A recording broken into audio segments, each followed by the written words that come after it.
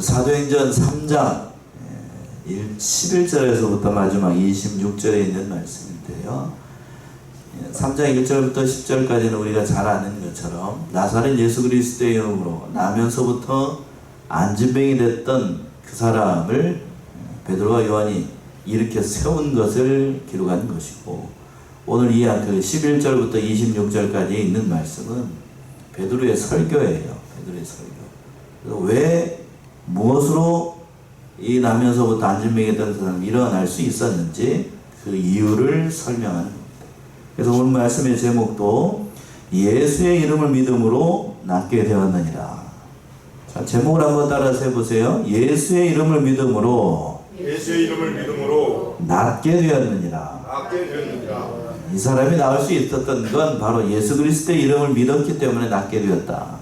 참 귀한 본문의 말씀인데, 바로 나면서부터 안진병이 된 자를 고친 역사가 누구의 이름을 믿었기 때문인지, 즉 베드로는 유대인들이 불의하게 처형시킨 예수 그리스도의 이름을 안진병이가 믿었기 때문에 나음을 받았다. 그러니까 너희들도 그 이름을 믿지 않은 것을 회개하고 돌이켜서 죄 없이 함을 받고 선지자들이 예언했던 그 예수 그리스도를 믿으라고 증거한 아주 귀한 본문의 말씀입니다.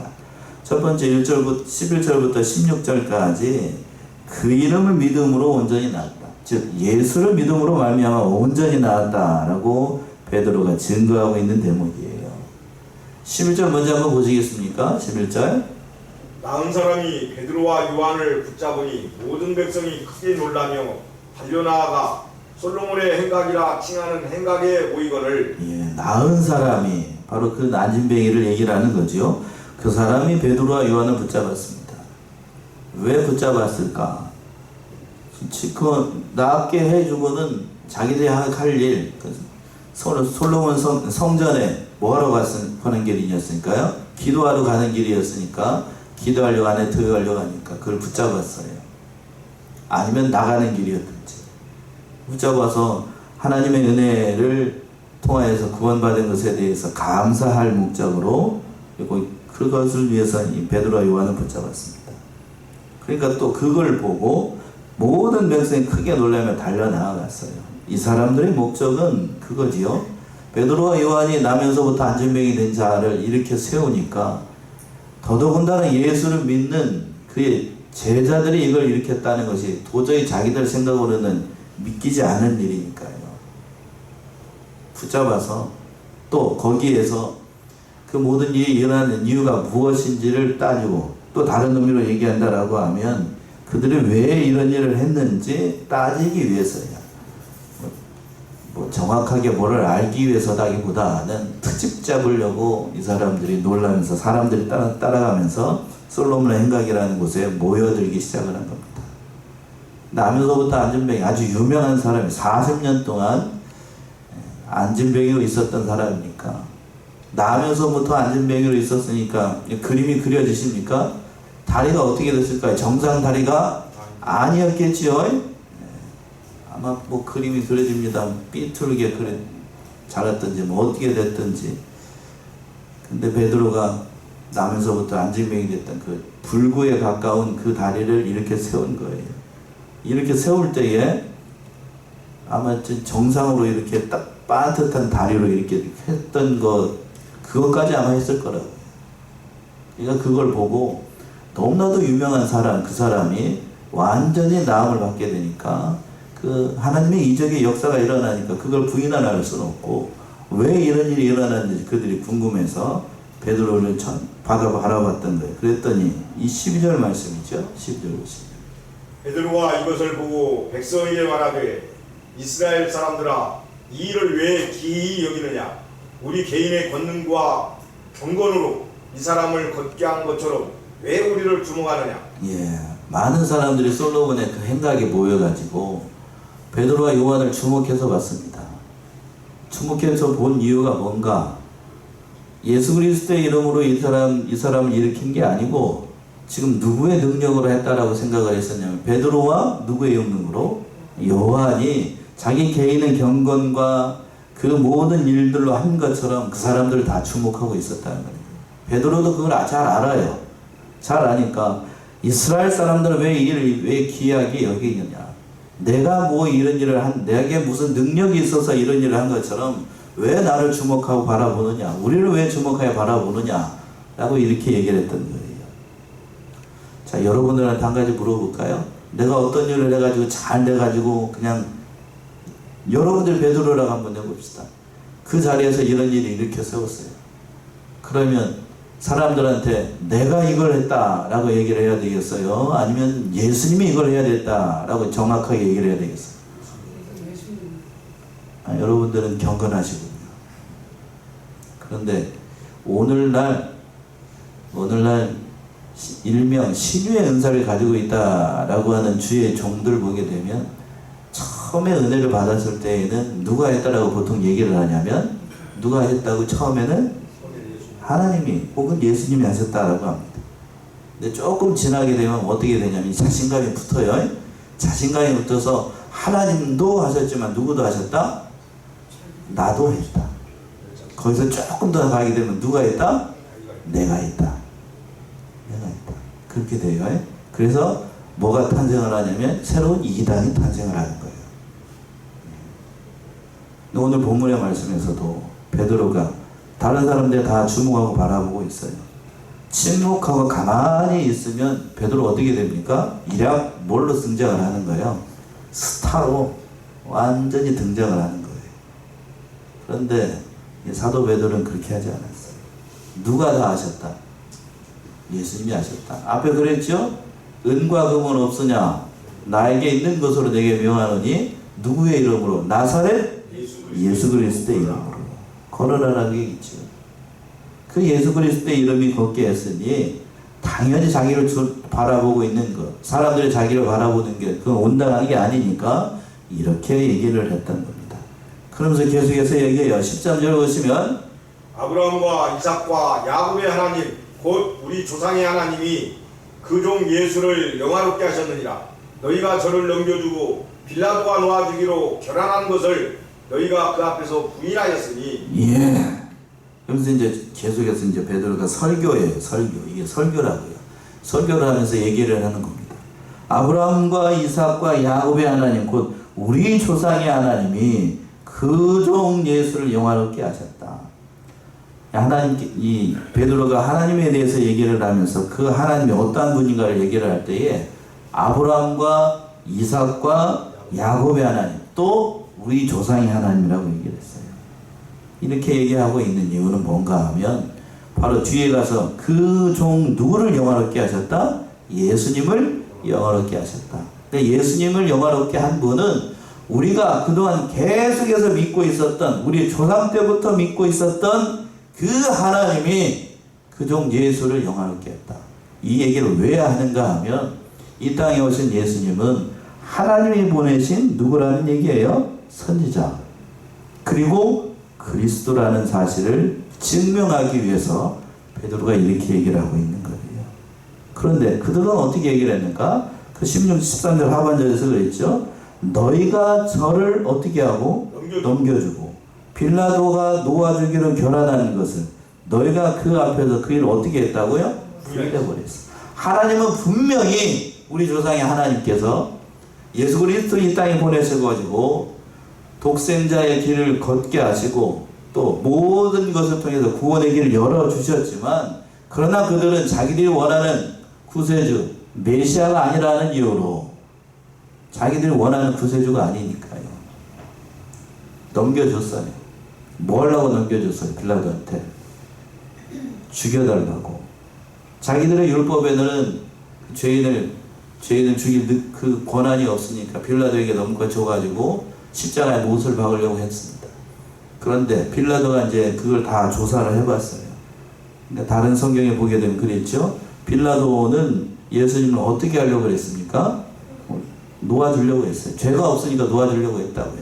그런데 거기에서 밀란이 일어날 것처럼 그 수많은 민중들이 봉기하고 일어날 것처럼 얘기를 해가지고 결국 빌라도가 어떻게 됐어요? 유대인들에게 넘겨주면서 예수님을 십자가에 못 박도록 허락을 했습니다. 결국 그래서 예수님께서 십자가에 돌아가시게 됐던 거예요. 그러나 그렇게 불의하게 재판을 받고 십자가에 돌아가셨지만, 그러나 하나님께서 그 모든 일들을 통해서 예수님을 영화롭게 하셨어요. 어떻게 영화롭게 하셨는가? 그 십자가의 모든 고통 속에서 예수 그리스도를 부활시킴으로, 또 살려내심으로, 그분이 바로 우리에게 오신 예수 그리스도, 바로 구원의 메시아가 된다는 사실을 보여주셨습니다. 14절에서는 죽였다라고 되어 있어요. 14절 한번 보시겠습니까? 14절. 너희가 거룩하고 의로운 자를 부인하고 도리어 살인한 사람을 놓아주기를 구하여. 예, 그때 상황을 얘기를 안 하는 거죠. 베드로가 그걸 다 지켜봤으니까 그걸 다 알고 있으면서 이렇게 얘기를 하는 거예요. 너희가 거룩하고 의로운 자를 부인하고 예수 그리스도를 부인하고 도리어 누구를 더 원하냐면 예수 말고 다른 예수예요. 바라바도 예수가 그 이름이 예수예요. 예수. 둘 다 이름이 예수라고요. 예수 그리스도를 그들을 원한 게 아니고 바라바 예수를 원했던 거예요. 민중의 심리라고 하는 게 그렇다는 거 아닌 거죠. 성경에 보게 되면 참 이게 선과 악이 분명하게 대조를 이루면서 이렇게 같이 가고 있어요. 그러나 하나님은 반드시 그 예수님을 통하여서 하나님의 뜻을 이루십니다. 15절을 보시면 15절. 생명의 주를 죽였도다. 그러나 하나님이 죽은 자 가운데서 살리셨으니 우리가 이 일의 증인이로라. 예, 생명의 주를 죽였도다. 바로 이 땅에 오신 그리스도, 하나님의 독생자, 우리를 위해서 이 땅에 오신 예수 그리스도를 전해 주겠어요. 실제로는 로마의 법정에서 빌라도가 사형 판결을 받음으로 그 사형 집행을 로마의 군병들이 했지만, 그러나 영적인 의미로 신앙적인 의미로 한다라고 하면 누가 결국 죽인 것인가? 누가 죽인 거죠? 거기 있었던 수많은 유대인들이 그렇게 죽인 거예요. 왜? 자기들이 원하는, 자기들이 바라는 그런 메시아가 아니라고 생각을 해서. 우리도 이렇게 될 때가 많아요. 그러나 하나님이 죽은 자 가운데서 살려셔서 그 모든 일들을 행하는 일을 이루셨다는 거예요. 그걸 내가 증인으로 봤다는 얘기입니다. 내가 증인으로서. 그리고 마지막 16절 보시면 뭐라고 얘기를 하고 있냐? 베드로가 16절. 그 이름을 믿음으로 그 이름이 너희 보고 아는 이 사람을 성하게 하였나니 예수로 말미암아 난 믿음이 너희 모든 사람 앞에서 이같이 완전히 낫게 하였느니라. 16절 굉장히 중요한 말씀이죠. 우리 같이 합독합시다. 16절 시작. 그 이름을 믿음으로 그 이름이 너희 보고 아는 이 사람을 성하게 하였나니 예수로 말미암아 난 믿음이 너희 모든 사람 앞에서 이같이 완전히 낫게 하였느니라. 그 이름을 어떻게 함으로? 믿음으로 그 이름이 너희 보고 있는 이 사람을 성하게 했다. 그 이름이라고 하는 것은 누구의 이름을 얘기를 하는 거지요? 예수 그리스도의 이름이에요. 예수라는 이름 안에 그런 능력이 있다는 거예요. 그 예수의 이름을 믿으니까 그 안진병이가 일어난 건 내가 한 일이 아니고 바로 예수 그리스도라고 하는 이름이 그 믿음의 역사를 일으켜서 이 안진병이가 일어났다는 사실을 모든 사람들이 보는 앞에서 분명히 증거했다는 거예요. 이 사실은 바로 예수님이 그리스도, 그때부터 계속해서 우리가 기다렸던, 영원부터 기다렸던 바로 메시아라는 사실을 그 예수님 베드로가 거기서 증거를 했던 거예요. 두 번째, 17절부터 21절까지는 그래서 그 예수를 못 박아 죽였으니 유대인들 입장에서는 그럼 어떻게 해야 될 것인가? 그 얘기를 21절까지 얘기하고 있는 거예요. 두 번째는 회개하고 돌이키고 죄사함을 받으라 라고 얘기를 하고 있는 겁니다. 17절 말씀이지. 17절 보시면 형제들아 너희가 알지 못하여서 그리하였으며 너희 관원들도 그리한 줄 아노라. 예, 형제들아 너희가 알지 못하여서 그리하였으니 너희 관원들도 그리한 줄 아노라. 먼저 이 얘기를 하기 전에 회개하고 돌이키라는 말씀을 하기 전에 베드로가 그 거기에 있는 모든 사람들을 누구라고 부르고 있어요? 형제라고 부르고 있습니다. 형제. 엄밀히 따진다라고 하면 그들을 형제라고 부를 이유가 없어요. 그런데 그들을 형제로 받아들이고 있습니다. 누구를 믿으면 주 안에서 다 형제가 되니까요? 예수를 믿으면. 그러니까 베드로의 이 말 속에는 너희 모두가 다 누구를, 예수를 영접하고 진정으로 회개하고 죄악된 길에서 돌이켜서 나와 같은 하나님의 백성, 간 형제가 되기를 바라는 마음으로 그들 거기 있었던 사람들을 다 부른 거예요. 그러면서 얘기하기를 그 하반절에 있는 것처럼 너희가 어떻게 해서 그렇게 했다고요? 알지 못하여서 그리하였으니 너희 관원들도 그리한 줄 아노라. 알지 못해서 그랬다. 영적인 무지를 얘기하는 것인데, 알지 못해서 죄를 져도 그 죄입니까? 죄가 아닙니까? 예? 알지 못해서 죄를 졌어요. 그래도 하나님 앞에서 그건 죄가 됩니까? 안 됩니까? 죄가 돼요. 영적으로 그들이 무지했기 때문에. 알지 못한다라고 해서 죄가 피해지는 게 아닙니다. 요즘 하도 교통 법규가 많이 바뀌어가지고 바뀐 법에 따라서 행동을 하지 않고 운전하게 되면, 잘못하게 되면 뭐가 날아오죠? 집에 고지서가 날아옵니다. 요금 고지서가 날아오고요. 대표적으로 이 우회전 할 때에 예전에는 신호등이 이렇게 파란불일 때 우회전해가지고 가도 됐습니다. 됐어요? 근데 요즘에는 우회전에 파란불인데 우회전할 때 그 파란불 신호를 무시하고 이렇게 횡단보도를 건너가게 되면 어떻게 되죠? 위법입니다. 위법. 과징금 날라와요. 잘못하게 되면 옆에서 그거 찍어가지고 신고하면 저기 나온다고, 딱지 나온다고. 제가 그 얘기를 하자는 게 아니고, 알지 못해서 그런 일을 했다라고 해서 그걸 핑계할 수 없다는 얘기예요. 지금 그 영적인 무지를 통하여서 그들이 이런 일을 했으니 하나님의 이름을 믿어서, 예수 그리스도의 이름을 믿어서 그들이 죄사함을 받으라 라는 말을 이렇게 얘기하고 있는 거예요. 18절 보시면 그 말씀인데, 그러나 하나님이 모든 선지자의 입을 의탁하이사 자기의 그리스도의 해받으실 일을 미리 알게 하신 것을 이와 같이 이루셨느니라. 예수 그리스도를 통하여서, 바로 예수님이 그리스도라는 사실, 구약 성경에서 예수하신 모든 일을 이루실 고난의 종이라는 사실을 예를 들어서 설명을 하고 있는 거예요. 또 19절 보시면, 그러므로 너희가 회개하고 돌이켜 너희 죄 없이 함을 받으라. 이같이 하면 유쾌하게 되는 날이 주 앞으로부터 이를 것이요. 그러므로 너희가 회개하고 돌이켜 너희 죄 없이 함을 받으라. 이같이 하면 유쾌하게 되는 날이 주 앞으로부터 이를 것이다.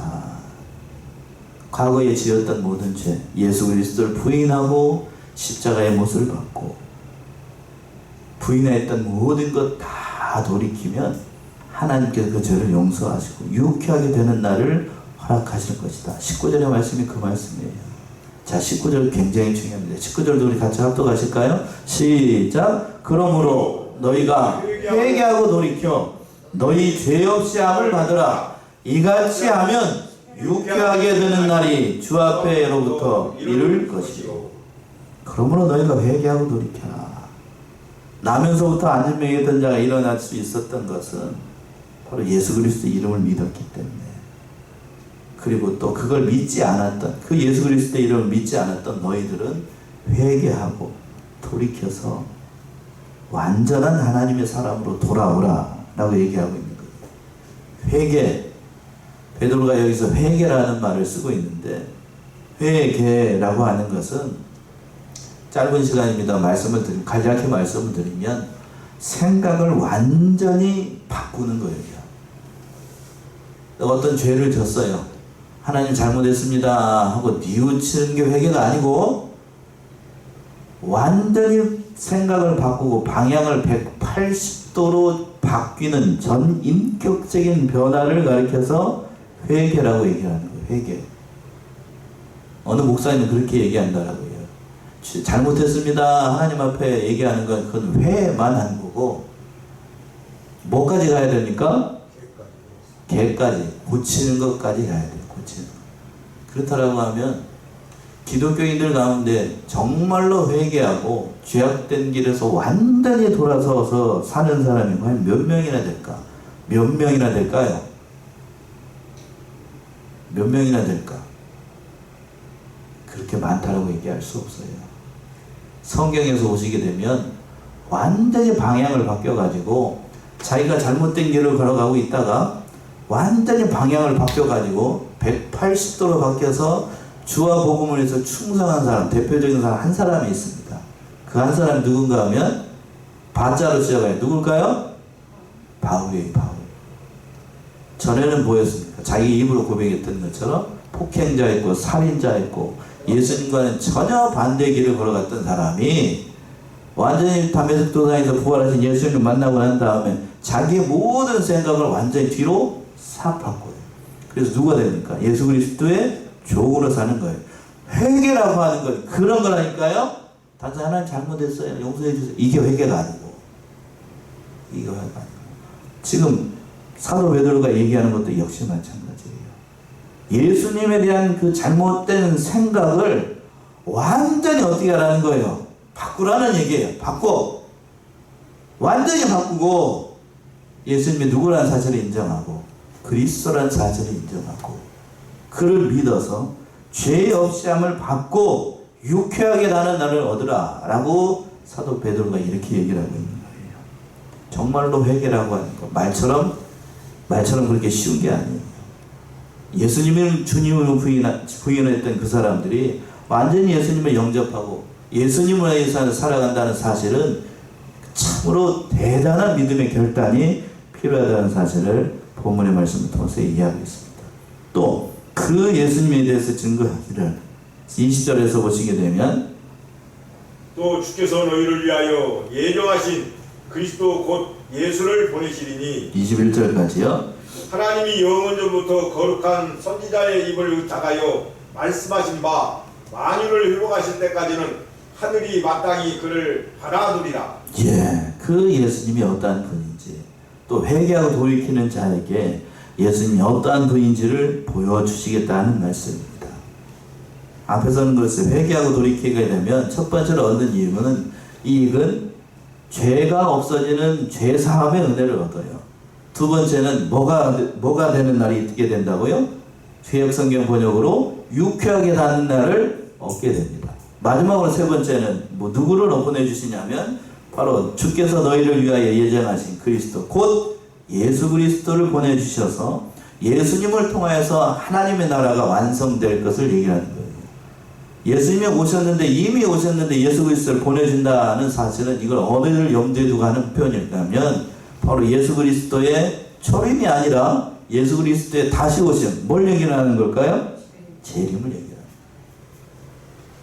바로 회개하고 돌이켜서 예수 그리스도의 재림의 나라에 이루어질 그 하나님의 나라에서 만물이 회복되게 될 것인데 너희가 온전한 회복의 역사를 이루어서 예수 그리스도의 하나님의 나라에서 그 만유가 회복되고 그 모든 일들을 통해서 하나님의 백성이 되기를 바라는 마음으로 사도 베드로가 이와 같이 얘기를 하고 있었던 겁니다. 그리고 마지막으로 세 번째가 22절에서부터 26절의 말씀. 선지자들이 예언했던 바로 그 예수를 믿으라는 거예요. 이미 그 얘기를 지금 22절부터 마지막 26절까지 바로 선지자들이 예를 들어서 예수님은 그냥 오신 분이 아니고 이미 성경을 통해서 약속되어 있었던 그 선지자들이 얘기했던 그분이라는 거예요. 그래서 구원의 길은 예수를 믿는 것밖에 없다는 사실을 이것을 통해서 증거하고 있었습니다. 22절 23절 보시면 모세가 말하되 주 하나님이 너희를 위하여 너희 형제 가운데서 나 같은 선지자 하나를 세울 것이니 너희가 무엇이든지 그 모든 말씀을 들을 것이라. 누구든지 그 선지자의 말을 듣지 아니하는 자는 백성 중에서 멸망받으리라 하였고. 예. 22절과 23절은 선지자들 가운데 약속한 예수 그리스도를 얘기를 하면서 첫 번째 누구에게 약속한 선지자는 바로 모세에게 약속한 선지자. 그 예를 들어서 설명하는데 22절에서 그랬죠. 모세가 말하되 주 하나님이 너희를 위하여 너희 형제 가운데서 누구와 같은 선지자? 나 같은 선지자.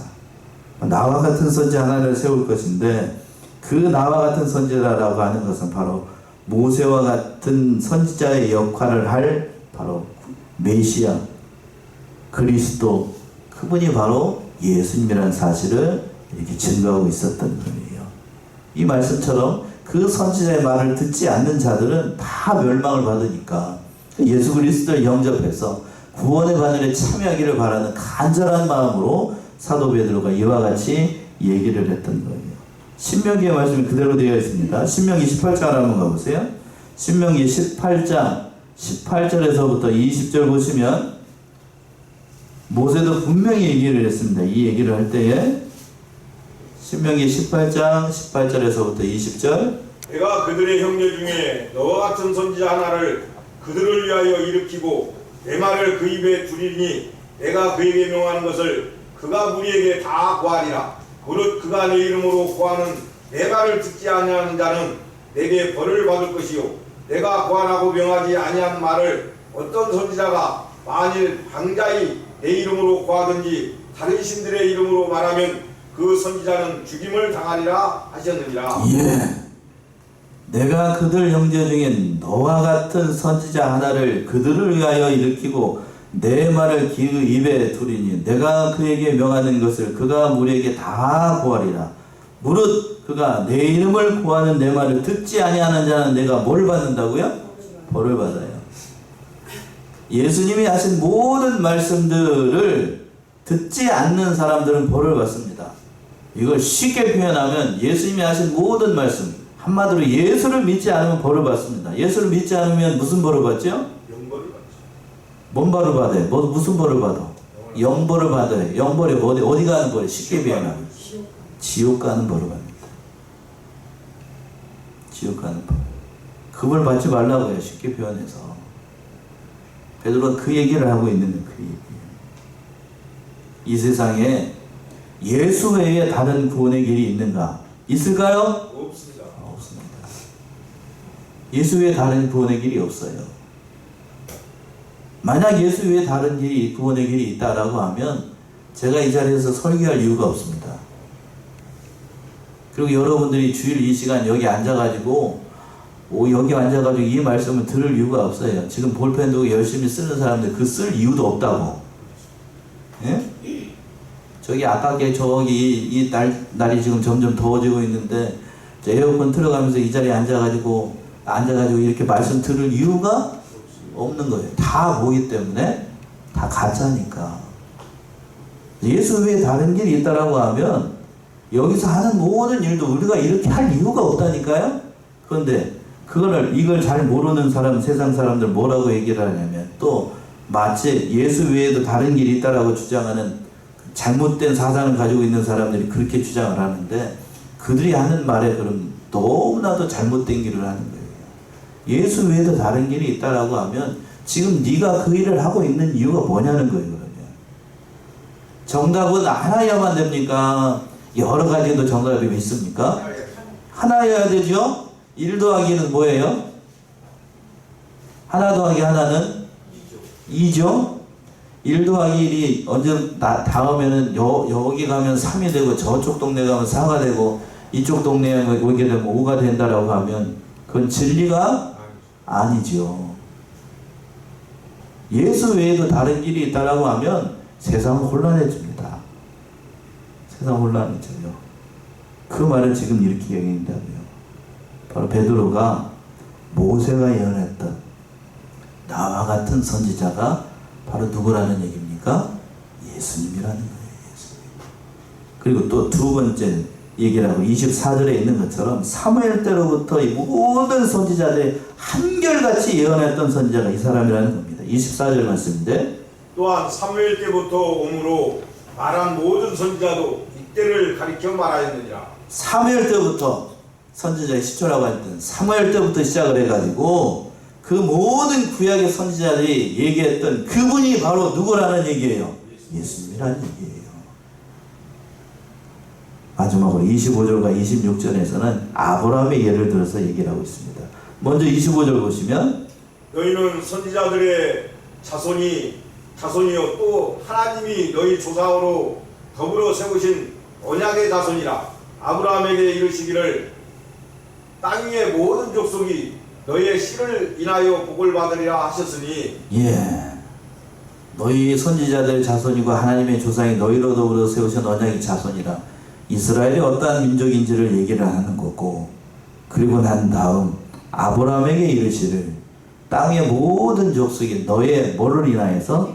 씨를 인하여서. 너의 씨는 누구를 얘기를 하냐면 바로 너의 씨, 바로 예수 그리스도를 통해서 모든 세상 믿는 사람들이 다 복을 받게 될 것이라고 하는데, 바로 너의 씨로 오신 분이 누구라는 얘기예요? 지금 예수라는 얘기입니다. 그 예수님이 이 땅에 오셨어요. 그래서 26절의 말씀이 이 말씀이에요. 26절. 하나님이 그 종을 세워 복 주시려고 너희에게 먼저 보내사 너희로 하여금 돌이켜 각각 그 악함을 버리게 하셨느니라. 예. 그렇다라고 하면 하나님께서 이 말씀이 참 중요한데, 마지막 26절의 말씀이 참 심오합니다. 하나님이 그 종을 세워, 여기서 그 종은 누구지요?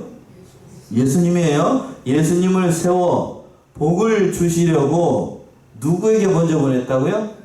너희에게 보냈어요. 여기서 너희는 누굽니까? 유대인들이에요. 이스라엘 사람들. 유대인들에게 먼저 보내서 너희로 하여금 어떻게 하기 위해서? 돌이키게 하기 위해서. 다른 말로 얘기한다면 너희를 어떻게 시키기 위해서? 회개시키기 위해서. 회개시켜서 뭘 버리도록 하기 위해서? 각각 그 악함을 버리게 하기 위해서 이 땅에 오신 분이 바로 예수님이라고 하는 거예요. 그러니까 우리가 믿을 때에 고성남 목사님이 그 얘기를 자주 하시는데, 회개하고 누구를 믿으라? 예수를 믿어라. 마치 감리교 신학을 얘기하는 것처럼 얘기를 하시는데, 회개를 강조하기 위해서 인간 편에서 회개가 중요하니까 회개하고 예수를 믿으라고요. 회개하고. 지금 한마디로 얘기한다라고 하면 지금 사도 베드로가 그 얘기를 하고 있는 거예요. 너희가 하나님께서 보내신 예수를 믿지 않아서 이와 같은 일을 당했으니, 이 사람이 낫게 된 것은 자기가 죄인이라는 사실을 깨닫고, 나면서부터 안전병이 됐던 사람이 바로 자기가 죄인이라는 사실을 깨닫고 예수 그리스도의 이름을 믿는 순간 낫게 되었으니, 너희도 누구를 믿어서? 예수를 믿어서 죄사함의 은혜를 받고 장차 오는 하나님의 나라에서 모든 축복과 은혜를 누리기 바라는 마음으로 이와 같이 베드로가 설교를 하고 있었던 겁니다.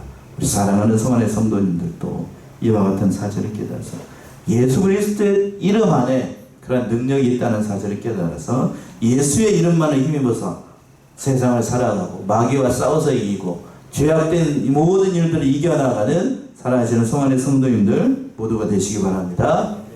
기도하겠습니다.